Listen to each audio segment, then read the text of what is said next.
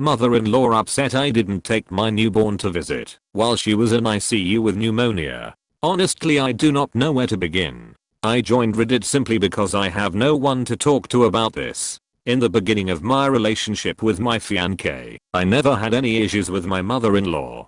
I was never her biggest fan, but we were cordial. Once I got pregnant, everything took a turn for the worse. My in-laws live approximately 1.5 hours away, by car. I used to see them roughly once a week, when I would visit my fiancé. When I got pregnant, my fiancé moved into my condo with me. Why pay rent when I own? This was a major problem. They wanted me to follow tradition and move in with them and cater to them, i.e. take them to appointments, clean the house, cook etc. This means I would have to quit my job that I love in order to be a stay-at-home wife/mom. I was extremely sick throughout my pregnancy. My fiancé was not very supportive at all. I recently found out that this was because his mom and sisters told him that I was faking my morning, more like all day, sickness. I was even on medication to combat the nausea. This still hurts to this day, since I never had that support system from my partner that I desperately needed.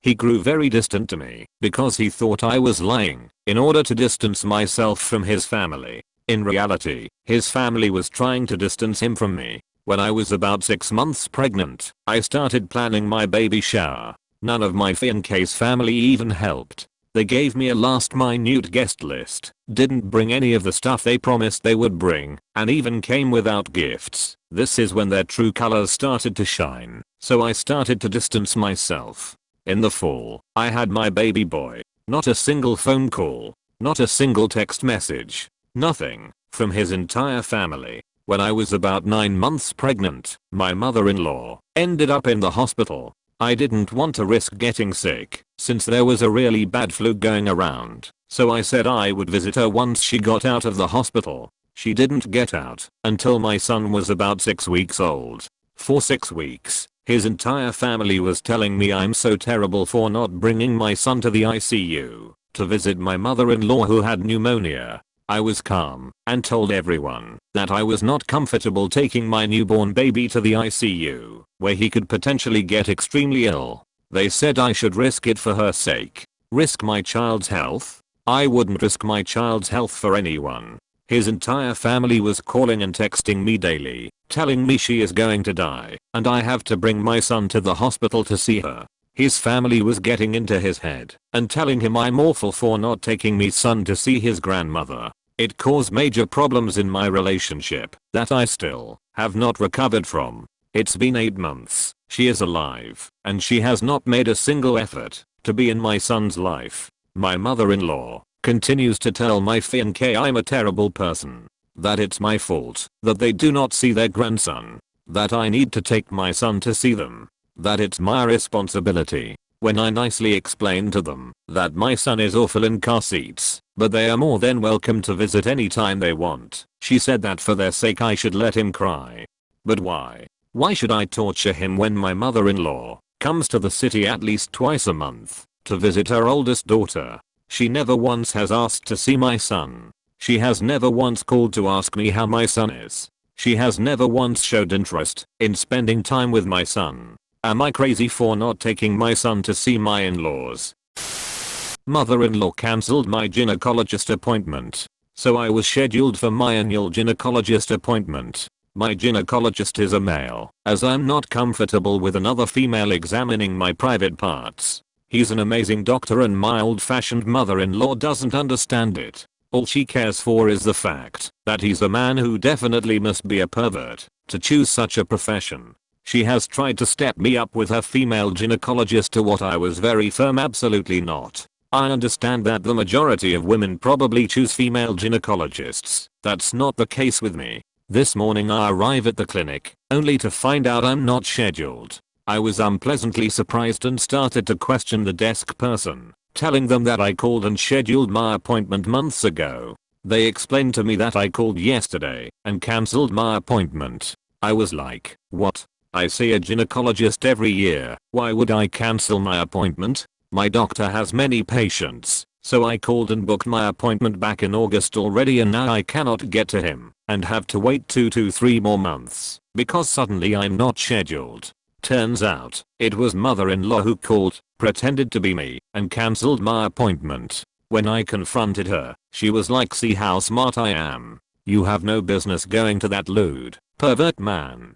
We, women, need to see women doctors, unless we are shameless sluts whose purpose for going isn't really a medical one. Well, thank you mother-in-law, you have done me a great favor. There were some pretty important things I wanted to talk about with my doctor. I'll try to call him, as I have his private number. Maybe he can somehow find time for me. If not, I'll have to wait till December at least.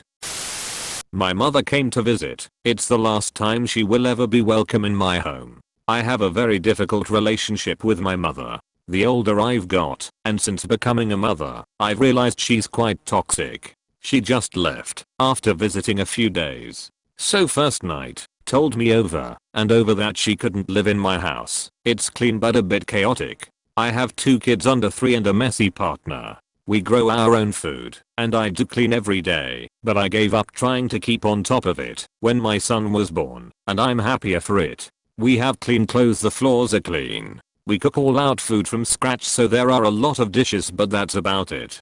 Told me last time she visited my son was a Winnie Little. A few times. Told me my partner, although he's useless as a good father, got drunk, brought up my past trauma, then went on, drunk, to start talking about her abuse. My son woke and wouldn't settle, so I called it a night. The next day she was sulking, hiding and on her phone. She's just traveled hundreds of miles to see us. So of course I feel like I've done something wrong. She always does this. Made me feel like my life isn't as good as it is. My kids are little shits. My partner is useless. My house isn't good enough. I live in a 200-year-old cottage. It's a lovely house at a very fair price. I have lovely neighbors and the village is wonderful. She is ducking awful. I'm getting wise to her now. That is the very last time she crosses the doorway at my home. Edit. I see my grammar is terrible, and I didn't explain. When my mother used the term little, she was referring to her last visit 6 months ago, when my then 2/3 month old son was very clingy and crying. He spent the first 3 months out of me crying.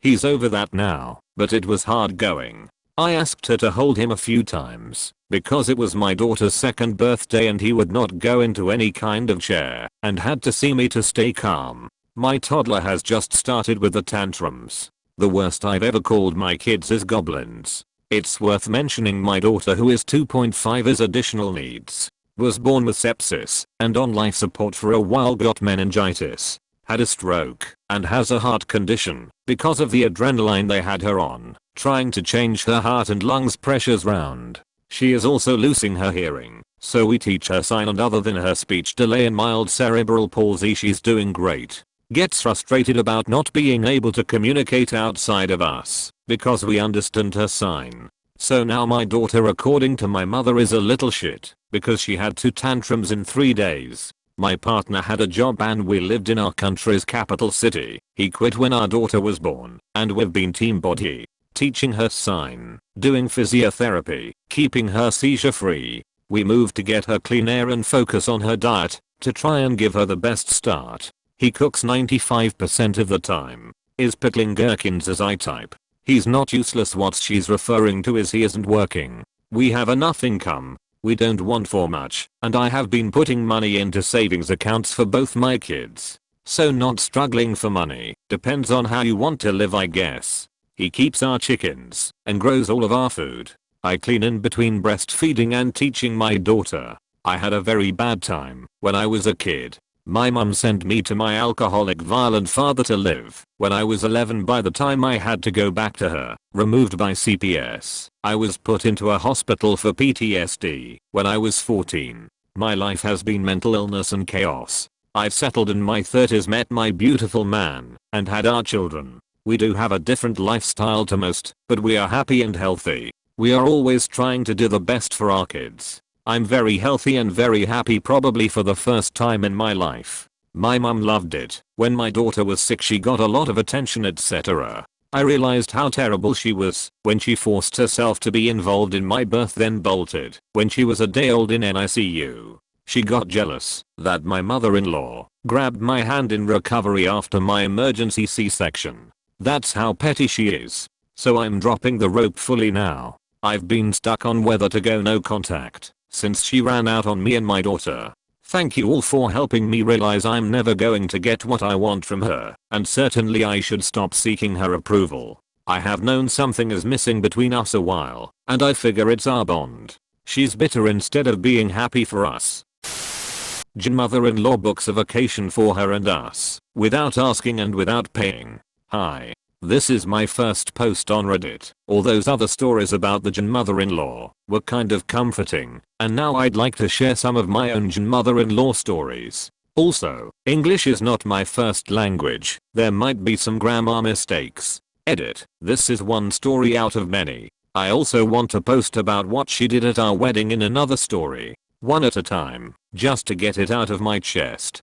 Dear husband and I have been together for over 10 years now. This story takes place at a time when we were still engaged, living in a small flat with another roommate, and were saving some money to move to a rental apartment just for us two. And then there is mother-in-law. She is the perfect specimen of good intent is the opposite of good. When called out on her BS, she always whines that she just had the best intentions and we are so ungrateful. Like that one time she was booking a hotel for her plus her husband, and for dear husband plus me for a music festival we agreed to go to. We got the tickets for Christmas and thought it could actually be fun, seeing that we all were into that kind of music. Yeah, this could have been nice, but she booked not just a 2-night stay for the actual event, but also a week vacation without asking if we were free. Sounds nice, huh? Well, no, it's not. We got the tickets for the event as a Christmas gift, but agreed to pay for the hotel stay ourselves.